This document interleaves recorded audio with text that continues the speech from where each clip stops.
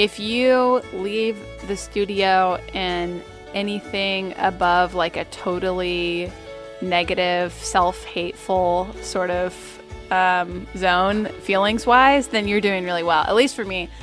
And I think a lot of times a great studio day, you leave and you are sort of in like a daze, like you totally disappeared into making that song or the couple of songs that day, and you get out of there and you're sort of like blinking your eyes at the rest of the world. Bluegrass, like Americana, like any other label or word that we use to describe music, it has necessarily some kind of connotation, and very seldom is a band striving to achieve the word that has preceded them. If you make stuff that you really love, there will be people to listen to it, and we're so lucky that we get audiences to come and listen to what we make. But we don't try to reverse engineer something, I don't think, to say like, well, if people have had more hits on this tune, we better recreate that again. I think that would probably take a lot of the joy out of what we do. Libby Rodenbough, Wood Robinson, and Joseph Terrell are members of the four-piece band Mipso, 5 when they bring in a drummer. Heard there in our interview just ahead of their set at this summer's Reevestock Music Festival, when they played this version of Edge's Run that you're hearing now. It's a band that mandolin player Jacob Sharp called unlikely because none of them studied music when they met in college, and none of them thought music was going to be a career, nothing beyond their initial love of other bands and of playing together. If Mipso is an unlikely band, it is also quite an exceptional one, now set to release their 6th album, which they were in the middle of recording during the time we got together in the small city of Elkin, North Carolina. I'm your host, Joe Kendrick, and this is Southern Songs and Stories, inviting you to find out more about the members and music of the band Mipso.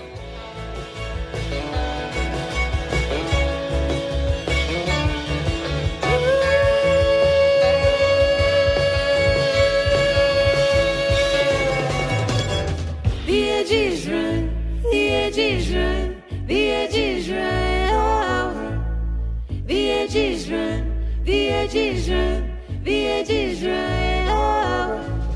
the edges run, the edges run, the edges run, the edges run, the edges run, the edges run.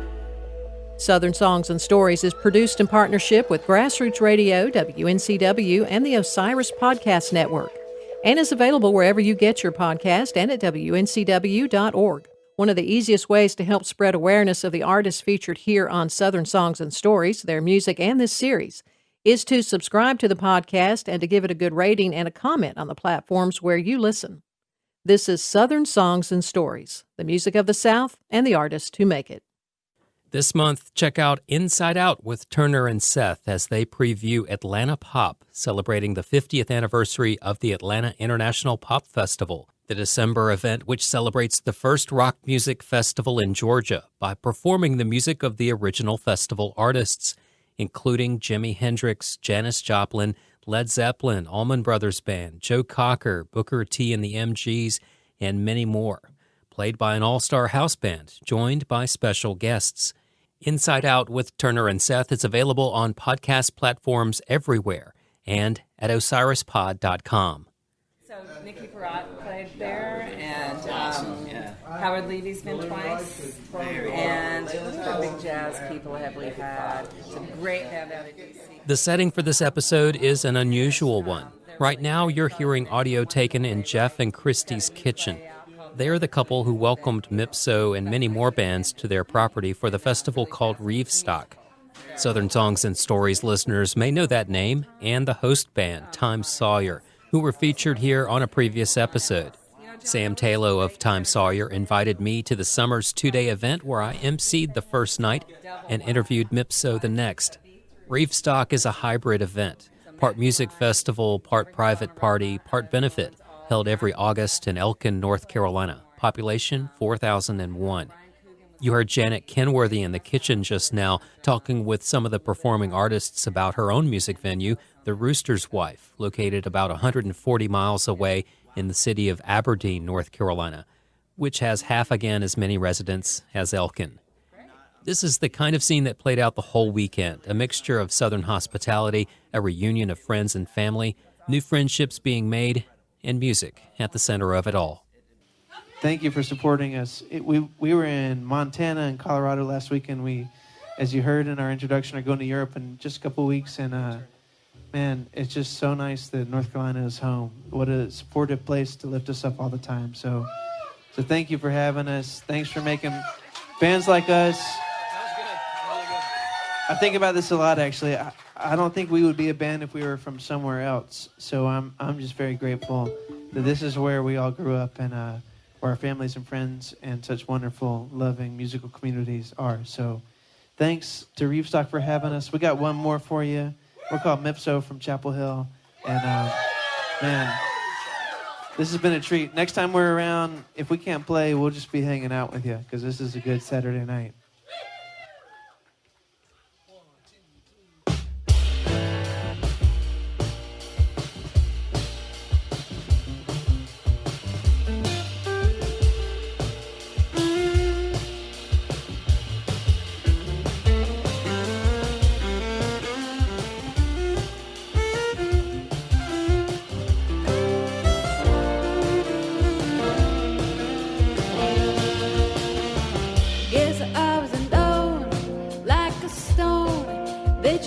Between your toes, and it was rough, I confess. Specialness, the eyes of my juice box.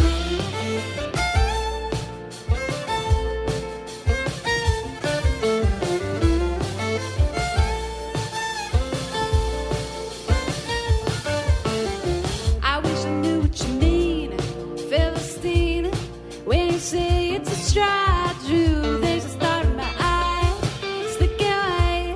Something bad in the black and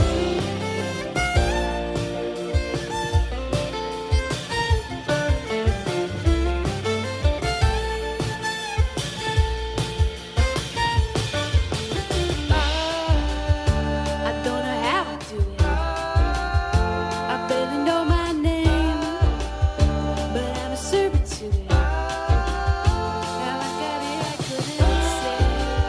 I don't know how I do it. I barely know my name, but I'm a servant to it. How I got here, I couldn't say.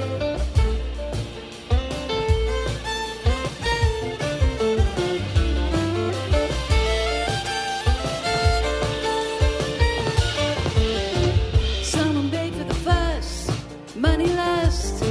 Let's just be just to me. They go their own way, and I walk on by. It's a different fruit, I see.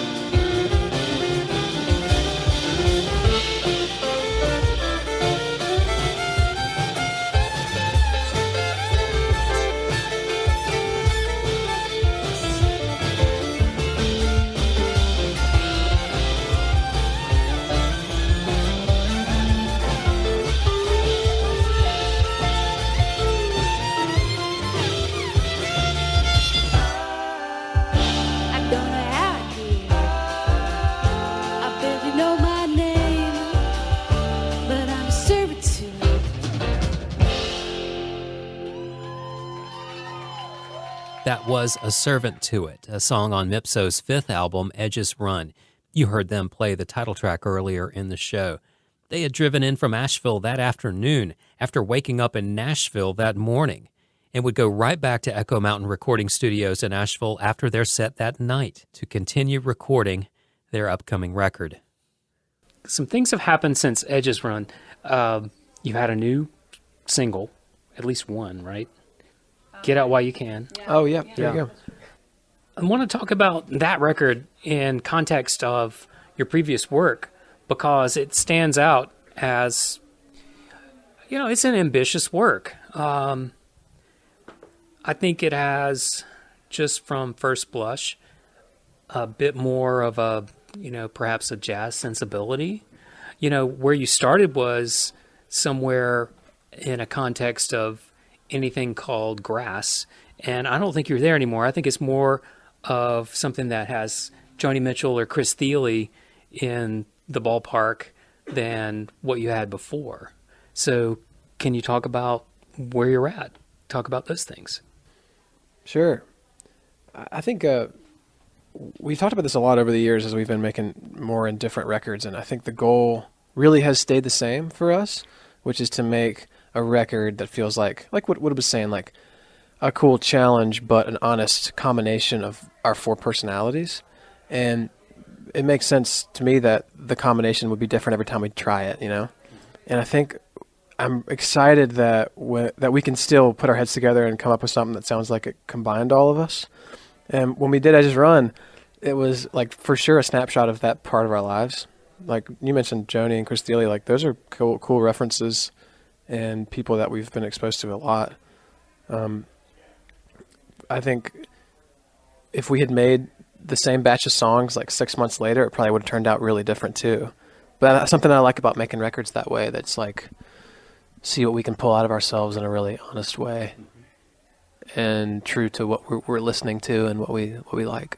I think they're probably part of what maybe makes that record feel like it has more of a jazz sensibility, as you were saying, would be the drumming. That was a jazz drummer that we had on there, and our producer also comes from a jazz background, as does our bass player Wood. And it's not that we were, I don't think we ever used the word jazz or were like leaning toward jazz, but I think that the more that we make music together, the less we feel constrained to make music in a genre. And I think therefore there's influences from all sorts of genres that can shine through at a given moment, because that's, the side of us that happens to be showing that day.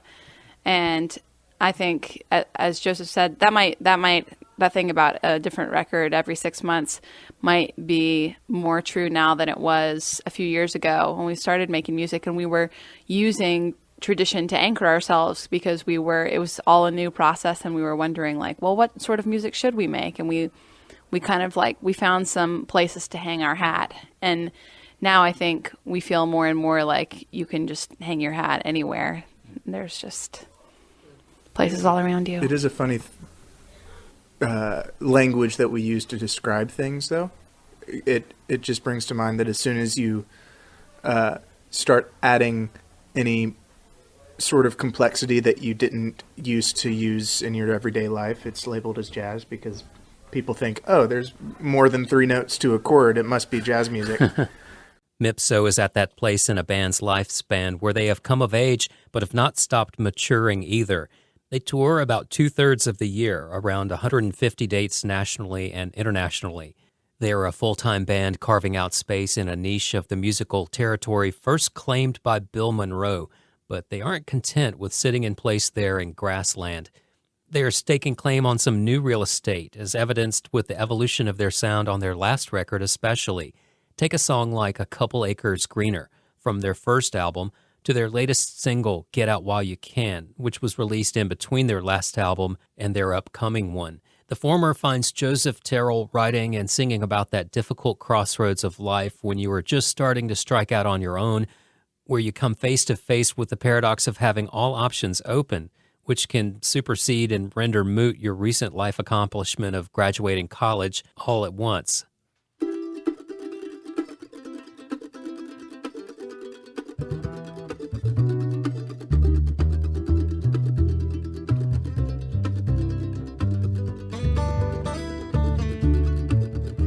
I've never been so hungry. Seems like 22 years I've been looking for a fight. Never stayed in school for long, couldn't keep my patience on. Never had the motivation quite to get my timing right. I want my story to begin. There's a time to save up and a time to spend. I'm too young for the bad stints. All this worrying about what might have been. Should have been a preacher man. Let the good book show me where to stand. Insert the halfway home. Should have been a fireman man. Teach my boy to plow the land. Leave this wicked winter just a couple layers greener.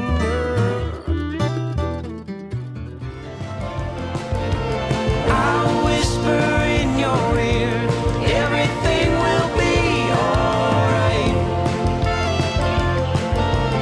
I'll count the hours and hope you will understand. I will do the best I can to get out while I still can.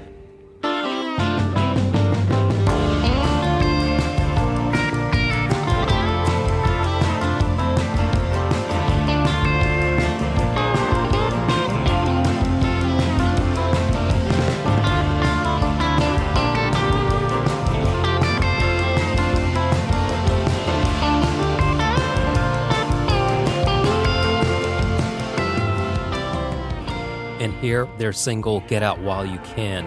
Listen to all the new layers here, drums, keyboards, and that guitar solo. It's a different ball game. While they haven't done a complete 180, Mipso has altered course, and that song's lyrics could even be interpreted as commenting on this change in direction, getting away from grassland and more towards a roots pop hybrid that is a bit reminiscent of, say, early Dire Straits or even mid-2000s Ani DeFranco, when Mipso's producer Todd Sickafoose was in the band for her albums Knuckle Down and Reprieve. Mipso's current sound can be credited at least in part to his production, which is informed by his background in jazz and his work with artists like DeFranco, Andrew Bird, and guitarist Nels Cline, to name a few. However, he is not producing their next album, and the band is keeping who their current producer is a secret until closer to its release in the spring of 2020. Mipso is certainly not pushing aside their earlier songs. Even though the band was in the middle of recording their new album when I saw them at Reevestock, they weren't playing anything from it yet. One of the highlights that night was this performance of a tune from their first album. Here's Louise on Southern Songs and Stories.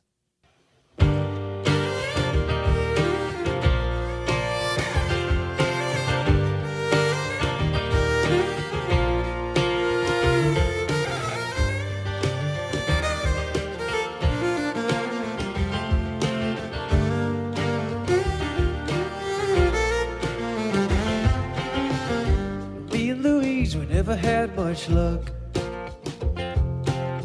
Just a couple of kids with a lot of love. We laid our fortunes on her daddy's old farm. We didn't see how dirt could do such harm. The seasons came and the seasons left. The only thing that changed was the shape of her dress. She said, you're a good man and you will have my child. But you can't raise a living thing on this cursed old ground.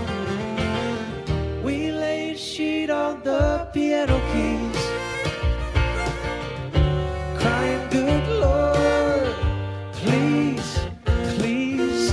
We packed the things into the old farm car, just wondering if it could take us very far. And I said, everything about it takes a little luck. The gears rumble and the left door stuck. doesn't come with any guarantee. But there's gas in the tank. Louise, out here on the borderline, the sun sets low, like a couple of jackrabbits dancing in the morning snow. I knew we'd make it if we could just get out. The only thing we saw was up and south. The miles came and the miles went. Our hearts were full, but our money spent.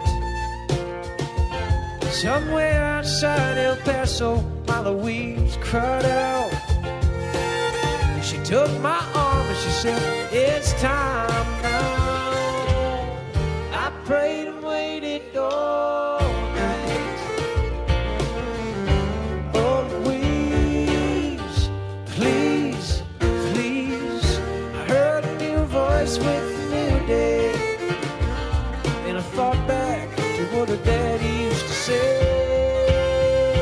He said, everything about it takes a little love. The gears rumble and the left door stuck.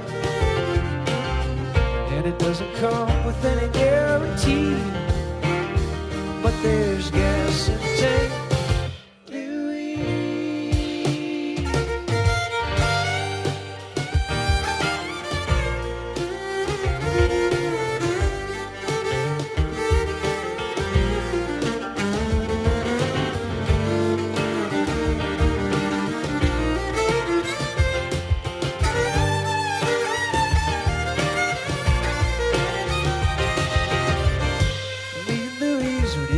Too far. We named that little boy after Louise's paw. Yeah, we found a plot of ground that we could call our own. We built a house, we built a home, and we said everything about it takes a little luck. The gears rumble and the left door stuck. It doesn't come with any guarantee. But there's gas in the tank. There's gas in the tank. Yeah, there's gas in the tank.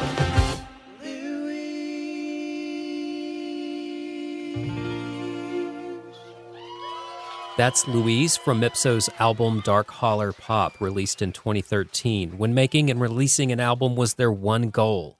They never had their sights set on being one of Rolling Stone's 10 New Country Artists You Should Know, or of topping the bluegrass charts, or any of the many superlatives they've earned since their beginnings, playing campus events at UNC-Chapel Hill some 8 years ago. Theirs is an unlikely story, and one that shows just how powerful an attraction music has, because the members of Mipso are playing music and are not becoming the next commissioners for the Atlantic Coast Conference. They're not on their way to being mayors or governors, university deans, or listed in Forbes magazine's 100 most powerful women in the world. But they're cut from that kind of cloth, which is to say that 3 of them are Morehead Cain scholars, whose alumni ranks boast of all the aforementioned careers and then some. Instead of becoming the next captains of industry or the next directors of prestigious institutes, Libby, Joseph, Wood, and Jacob are spending their days becoming the next version of Mipso. And they're not the only gifted people taking a pass on the corporate ladder. I spoke with Bridget Kearney from the band Lake Street Dive about this. Bridget is soon to tour with Mipso in her duo with Benjamin Lazar Davis. And their project is also producing a new album scheduled for release in the spring of 2020. We made an album last year. We spent a month in Accra, Ghana, which is a place that we had traveled to once before together. 5 years ago, we were there for about a month as well. And we were studying a bunch of music and interacting with a bunch of the local musicians there in Ghana. And then we wrote and recorded an EP the last time we were there. This time we went for the full album. So a lot of co-writing with some really cool local musicians, and there's a lot of featured artists on the record, and it was just a really incredible process. And yeah, we're really stoked to share it with people. Talking about brains among musicians here now, you've got a pretty advanced skill set having written so much of Lake Street Dive's music. And I have the feeling that, your IQ isn't hurting. The band members of Mipso have some brains on them too. They're several of them are Moorhead Kane scholars. And it got me thinking in general about how music people, music artists tend to be pretty smart, honestly. And I think there's statistics to back that up. But on an amusing level, I thought, if music can poach talent like this and snag people away from the corporate ladder, like what chance do these boring jobs have if music can get folks like you? Right. That is a good question. Yeah. And I think it does. It's something that really like tickles my intellectual curiosity. I'm always finding new things to like obsess over in the world of like the way music works. And so it's just like a really satisfying and endless pursuit of figuring out how it all works. There's like so many little things that you can get into. Somebody was just talking to me the other day about just intonation, which is like a really mathematical based system of like tuning on the harmonic series, and they create these resonant pitches. And I only scratched the surface of that, but it seemed like a whole world that I'd never even imagined before. And you can get into, and you don't even have to like go to the office, which is great. But yeah, there's also, I mean, to be honest, sometimes this question where it's like, should I be doing something different with my brain? Should I be like contributing to society in like a more concrete way on a daily basis, and that's something that I think musicians sometimes and creative people struggle with. And you try to just like make sure that you're doing your part, like within the music and also in your daily life, to make sure you're, putting your work to good use. Well, I think it's a calling, and this is where you're supposed to be, honestly. I think you're doing just what you're supposed to be doing. Thank you. I'll keep trying. Here's a bit of Bridget Kearney and Benjamin Lazar Davis from their first EP titled Bawa and the tune Slow Rider. And coming up, a word from the Osiris Podcast Network. Let the world go by.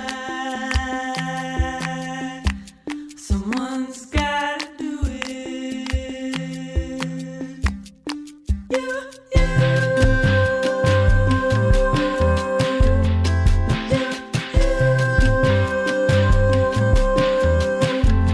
You're a slow rider, baby. I'm a slow rider. Hey,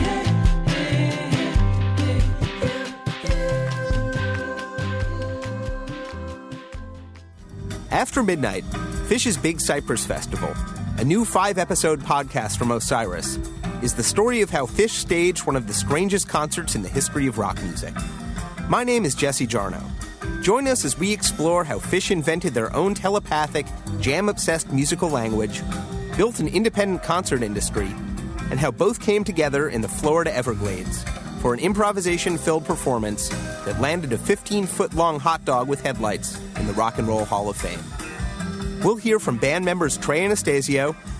I think we felt like this party was for our friends. And John Fishman. That was the end of a chapter of Phish's life, and of my life. Former Phish manager John Paluska and others will tell the dramatic, untold story of Phish at Big Cypress. We had to get some alligator wrangler to pull an 11-foot alligator out of the backstage area. That was interesting. That was a big alligator. We'll refill the swamp and revisit a legendary independent festival that came to transform the music industry despite being ignored by the mainstream. Phish found someplace better and left behind a map to Big Cypress.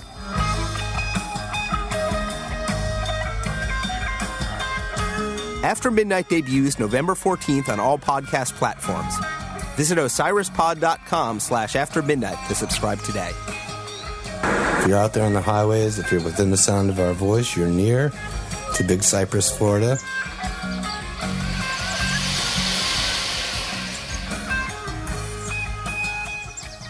So, this is called Southern Songs and Stories, and I always ask this question, which is, what parts of Southern culture do you have in your music, whether it be in any broad strokes or specifically, and do you have any insight on the flip side of that, what you might be giving back to that culture? Because you're from North Carolina, am I right?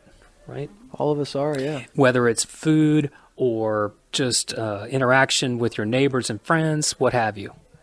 The first part of the question was about how we reflect Southern culture in our music. What's in there?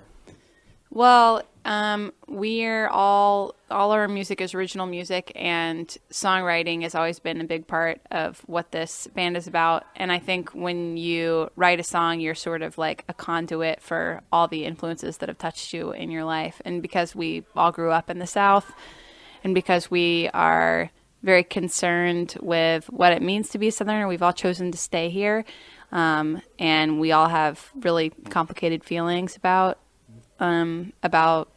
being a part of this culture, complicated, on every part of the spectrum, from intense love to intense, disappointment.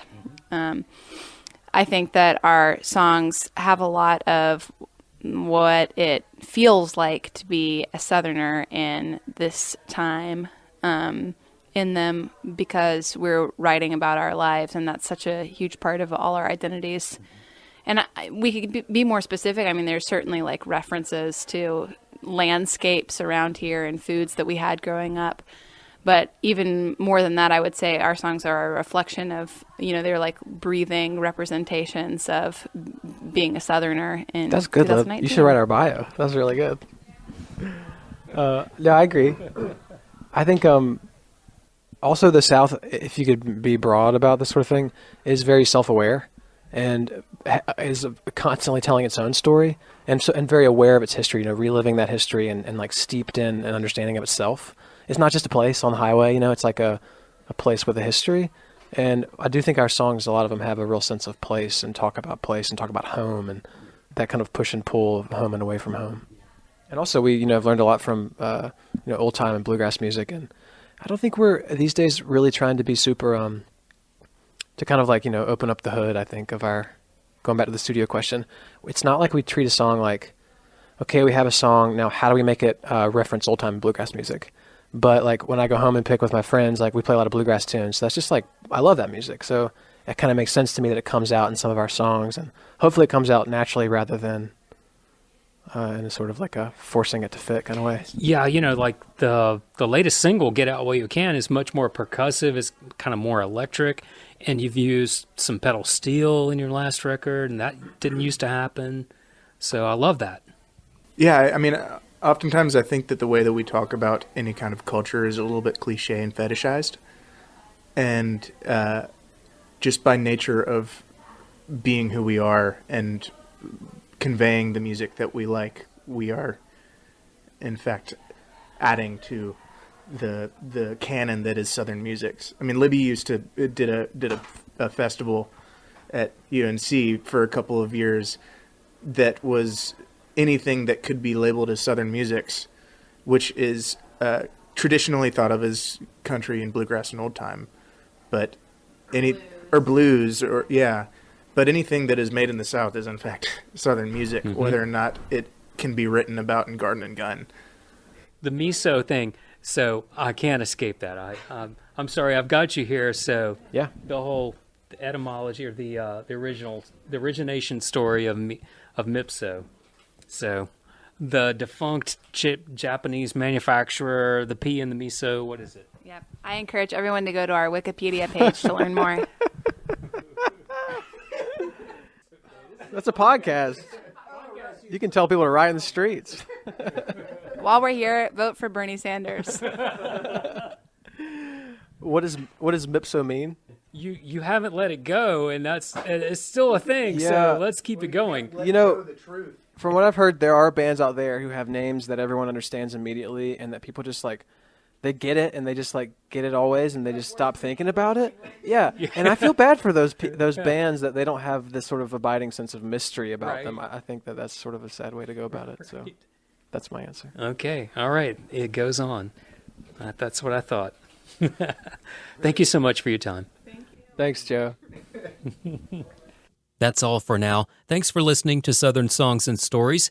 We invite you to like and follow the show on our social media, either on our Facebook page or Twitter @SouthScenes or Instagram @SouthStories, or all of the above.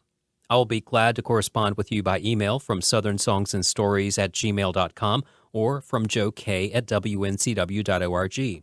Southern Songs and Stories is a part of the podcast lineup of both Public Radio WNCW and the Osiris Podcast Network, with all of their podcasts available at osirispod.com.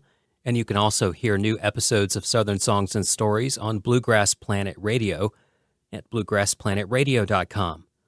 Coming up just in time for Thanksgiving is a special episode all about the holiday, its history, and some fun songs about food.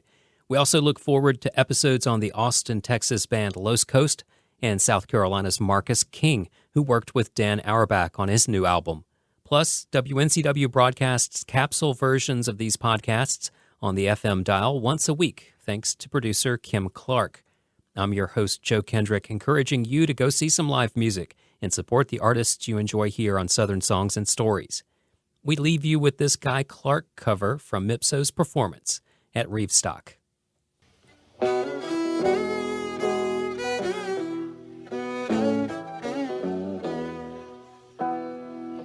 Well, I wished I was in Austin. In the chilly part of the bar, drinking bad dog margaritas and not caring where you are. But here I sit in Dublin,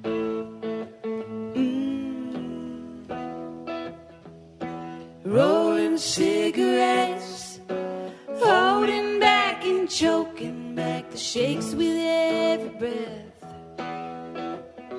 So forgive me all my anger, forgive me all my faults. There's no need to forgive me for thinking what I thought. I loved you from the get-go, and I'll love you till I die. I loved you on the Spanish steps the day you said goodbye.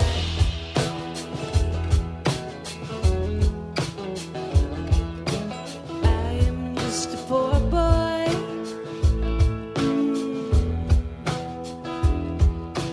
works my middle name. If money was a reason, I would not be the same.